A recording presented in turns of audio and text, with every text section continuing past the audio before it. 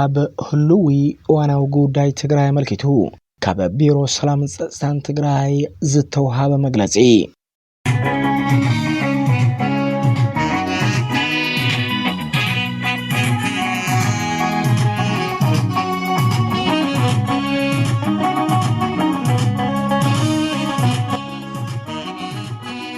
حساون قربتن ان حدر يفكوس ازي ارستتي بيرو سلام ጸጥታን ትግራይ ዘውጽኦ መግለጺ እዩ ኣብ ትግራይ ዝካየድ ዝነበረ ናይ ጽንተት ኩናት ብዘላቅነት ተኽስዶ ምስ በለ ድምጽ ጥይት ጠፊኡ ተነጻጻር ሰላም ሰፊኑ መንግስታዊ ግልጋሎታት ስርሖም ምስ ጀመሩ ህዝብን ሰራዊትን ትግራይ ንሰላም ዝነበሮም ባህጊ ብተግባር በመግላጽ ንተግባራውነት ስምምዕነት ፕሪቶሪያ ከራባራዊኦም ጸኒሖም ይብል መግለጺ ቢሮ ሰላም ጸጥታን ትግራይ ይኹን እምበር እቲ ሓደ ብገርሁ እቲ ሓደ ብጉርሑ ከም ዝበሃል ኣይተ ጌታቸው ረዳ ነቲ ደጊም ሰላም ኮይኑ እዩ ዳግመ ሕወት ትግራይ ከረጋገጽ እዩ ናብራናውን ብኡኡ ልክዕ ከመሓየሽ ኢሉ ዓብይ ተስፋ ገይሩ ዝነበረ ሓይል ጸጥታና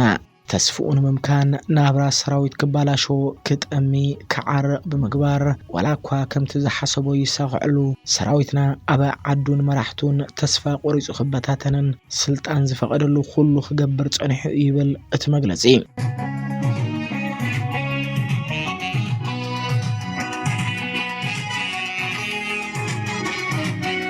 እዚ ጥራሕ ግን ኣይኮነን ነገራት ንዘይ ምጉሃሪልና ብስቅታ ዝሓለፍናዮም ምስናይ ደገ ሓይልታትና ተናበበ ኣብ ልዕሊ ትካላትናን ኣዝ ሰራዊትናን ማዕለያ ዘይብሎም ጸለመን ሓሶትን ምውዛዕ ካብ ዝጅምር ነዊሕ ግዜ ኮይኑ ወሎ ይብል እቲ መግለጺ ነዚ እኹል መረጋገጽ ኾነና ዝኽእል እቲ መንግስታዊ ኣሰራርሓ ከይተኸተለ ክእረን ክሽየጥን ዝኣዘዞ ስምብራት ኩናት ትግራይ ምዃኖም ዝገልጹ ኣብ ዝተፈላለዩ ዓውደ ውግኣት ትግራይ ዝተቃጸሉ ናይ ውግእ መሳርሒ ብገዛ ፍቃዱ ስርዓት ብዘይተኸተለ መንገዲ ክለዓሉን ክሰረቁን ኣዝዩ ከብቅዕ ጀነራላት ትግራይ ከም ሰረቁን ከም ዘጠፋፍኡን ገይሩ ሓድነት ሰራዊትናን ህዝብናን ንምብታን ዓሊሙ ኣብ ዝተፈላለዩ ሚድያታት ተጠቂሙ ሰፊሕ ናይ ሓጺነ መጺን ፖለቲካ ዘርጊሑ ከጸልም ከም ጸንሐውን ንማንም ትግራዋይ ግልጽ ይብል ትመግለጺ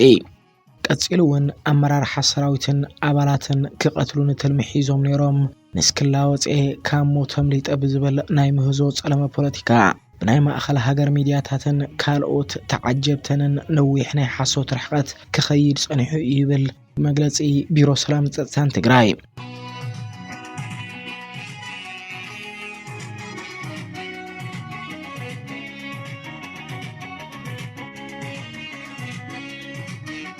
እንተኾነ ግን እቲ ሓቂ መጀመርያ ባዕሉ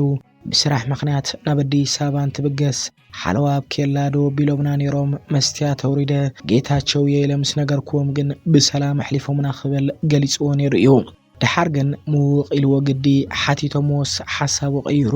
ክቀትሉ ንደልዮም ደድሕራይ ብፓትሮል ስዒቦም ከም ዝነበሩ ብሰብ ሰሚዐ ነቲ ኬላ ከፊቱ ዘሕለፈነ ተጋዳላይ እውን ኣሲሮምዎ كوجد زجبو أسباب لتقنا يلومون عبيت سبب السلطان بحركان بسلكي كزاربو تسمعهم وزة تزولو مسدمم نايفت حاسوتات كنسن السمعنا يوم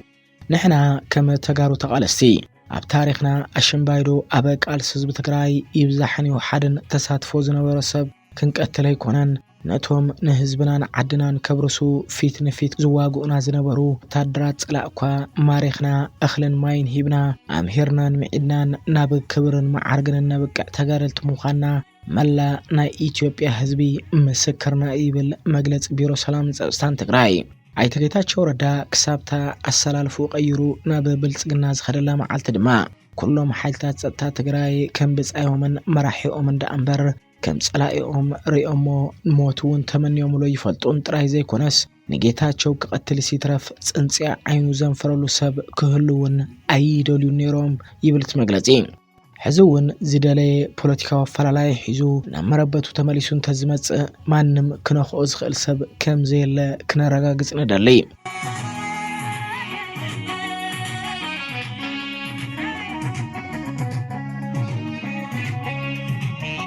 الحقي كم زنهالو وجن عريو نمأمانو بزتصقم الجباب أمونغو سراويتنا حزبنا نقع مفتار علمو بفتصوم بتكالنا أمرار حنان تجمجمو زي فلت ብዛዕባ ወርቅን ገንዘብን ካልኦት ናይ ጋዕዜና ተግባራትን ነቶም ኣዘዝ ጸጥታ ሓይል ኾነይሉ ብምልጣፍ ኣብ ልዕሊ ትካልናን ኣመራርሓናን ማዕለያ ዘይብሎም ሓሶታት ይቕጽለሎ ይብል መግለጺ ቢሮ ሰላም ጸጥታን ትግራይ። እቲ ሓደ ጽቡቕ ነገር ግን እቲ ክሳብ ሕጂ ንዓና መሲሉ ካባ ተጋደልቲ ለቢሱ ከደናግር ጽንሐሉ ግዜ እቲ ብጣዕሚ ጸጋም እምበር ሕጂስ ኣሰላልፉኡ ፍሉጥ ተልእኹኡን ናይ መወዳእታ ዕላምኡን እውን እንታይ ከም ዝኾነ ንህዝቢ ትግራይን ንሰራዊትን ግልጽ ኣብ ዝኾነሉ ግዜ ብዙሕ ዘጨናንቕ ነገር የብልናን ይብል መግለጺ ቢሮ ሰላምን ጸጥታን ትግራይ። ጌታቸው ረዳ እቲ ሕዚ ዝገብሮ ዘሎ ዓዘፍሰፍ ኣብ ሾምቱን ለኣኽቱን ብሉጽ ተኣማንነትን ተኣዛዛይነትን ብምርግጋጽ ጻምዕ ሕሽክርናን ሕረፍ ስልጣኑን ካብ መረግጋጽ ወፃእ ኣብ ህዝቢ ትግራይ ዘምጽኦ ፋይዳ የለን ኢልና ኢና ንኣምን ዝበለ ቢሮ ሰላምን ጸጥታን ትግራይ እኳ ደኣስ ሓሳውን ቆርበትን እናሓደረ ይፎኩስ ከም ዝበሃል ነዚ ኣጸያፊ ሓሳብን ተግባርን ዝዕዘቦን ዝጽየፎን ትግራዋይ ዳ እምበር ዝስዕቦን በዚ ቁሉዕ ናይ ፈጠራ ፕሮፓጋንዳ ዝታለል ከም ዘየለ ቁርጹ ክፈልጥ ኣለዎ ድማ ይብል።